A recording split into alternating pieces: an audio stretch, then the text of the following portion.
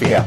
So that's very important. It's one thing, just going and showing your aggression, but if you're not, allowing your back to speak, Words then speak. exactly. Yeah, So I think that's why they'll respect him a lot more. Yeah. Also, I think he went through a phase when the words were flowing, but the words were affecting the way he was batting. Yeah. And that's something he's got to That's get what over. you've got to be careful of, because opposition will know that straight away, so they would actually bait you to get into a bit of a confrontation on the field. Some players thrive on that, that confrontation. Other players get distracted. So yeah, he likes it. But to be fair, I mean, there's not a lot of talk out there. It's exaggerated, really, the amount of talk out there. Yeah. Okay, the bat and the lip, and how does that affect India's talisman batsman?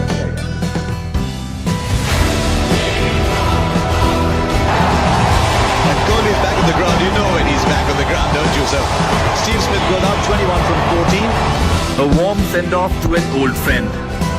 Pity that the friend didn't see the lighter side to it. He gets pretty emotional out there, doesn't he? Look, I don't think you need to do that kind of thing when someone gets out. It's fine to have a little bit of banter when you're out in the field, but when someone's out, I don't think that's really on. Smith's Kohli connection in fact goes back a year. The two best batsmen in the world were tormenting bowlers from each other's team during the Test series when this happened. That is so far down the ground. Rohit Sharma thinks there's something to it, but actually the point of contact is just looking in a line from wicket to wicket. It doesn't matter. Rohit Sharma thinks it's going straight through. What? Things are getting a bit heated up. Then stand-in captain Virat Kohli decided to step in to defend his mate Rohit Sharma when Smith was going after him over an appeal. Smith isn't the only Aussie who Kohli has had a few things to say to. The Dilliwala has given quite a few Aussies a taste of their own medicine. In fact, Kohli's love for the Aussies goes back to his very first tour in 2012, when a partisan crowd in Sydney was giving him a hard time. He didn't say much, but a finger said it all.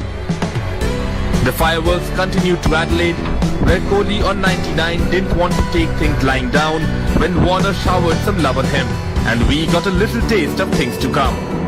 I survived that run out, and he just said something to me which I can't say obviously in a press conference, but I gave it back to him saying, you didn't even have anything to do with it, why would you do that? Well, that was just the start of a relationship. Things with Warner continued from where they had left them off 3 years earlier, when Kohli gave it back to the always chirpy Warner. Kohli also took on the most fearsome bowler in the Aussie ranks in more ways than one. I was really annoyed with him hitting me with the ball, and I told him that's not on. Try and hit the stumps next time, not my body. I back myself that I can take him on even if I keep talking to him. I mean, that's important. You can't then back off, after saying a few words and then not show it with your skill. This tour has been no different. James Faulkner, another Aussie who loves to chirp, was gently reminded by Virat how he has smashed the bowler enough. Virat Kohli is not one to hold back, especially when he's confronted by the traditional bullies of the game. The Aussies seem to bring out the best in him, with the bat and also with the chat. There's two kinds of aggression.